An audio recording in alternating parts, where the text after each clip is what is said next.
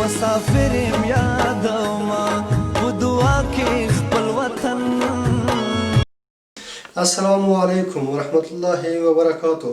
دوستانو، د امام غزالی په احیا علوم الدین کتاب کې مې یو ډیر ښه او ډیر جالبه حدیث مې ولوسته. غوښتل مې هغه تاسو ته هم شریک کړم. د یادونې وړ یې بولم چې دا حدیث د معاذ بن جبل رضی الله تعالی عنه د حضرت محمد صلی الله علیه وسلم څخه نقل کړی دی او عالمانو ورته د مرفوع حدیث درجه ورکړې ده. په هغه کې رسول صلی الله علیه وسلم فرمایي وایي ای علم زده کړه. د علم زده کړه تر ټولو ښه کار دی. د علم زده کړه عبادت دی. د زده شوي علم تکرار تسبیح ده. په علم کې بحث جهاد دی. بل چاته ورزده کول یې صدقه ده. علم په تنهایی کې ستاسو نږدې دوست دی او علم په نابلده ځای کې ستاسو ملګری او آشنا دی. علم په تنهایی کې ستاسو خلاقیت دی. په غم او خوشحالۍ کې ستاسو لارښوونکی. له دوستانو سره په ناسته کې ستاسو ښایست دی. علم د دښمنانو په وړاندې ستاسو سلاح ده. علم د جنت لار او کلي ده.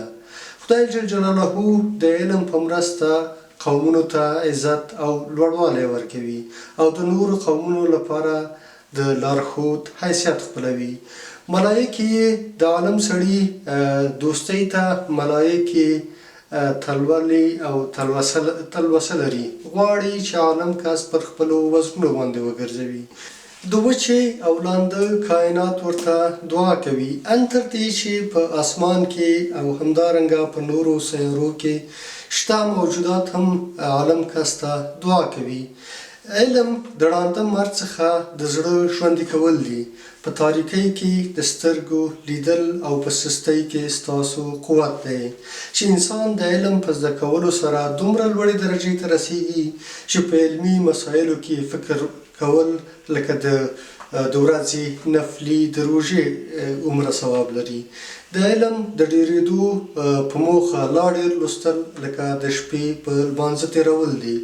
طاعت، عبادت او توحید دا ټولې چارې علم پورې تړلې دي. پرهیزګاري او زړهسواندي یې نښه ده. حلال او حرام پرې پېژندلی شو.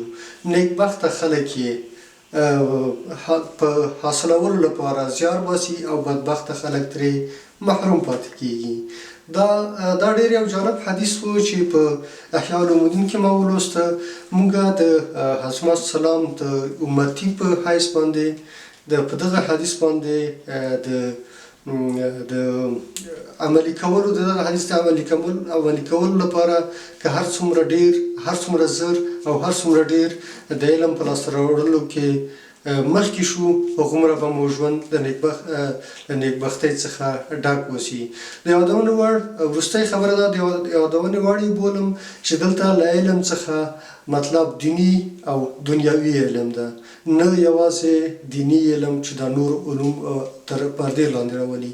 علم یعنې دیني او دنیاوي علوم. تر بلې ویډیو پورې مو په لوی او بخښونکي خدای جل جلاله وسپارم. په مخه مو ګلونه. وطن په خندا کې خپل وطن، په ژړا کې خپل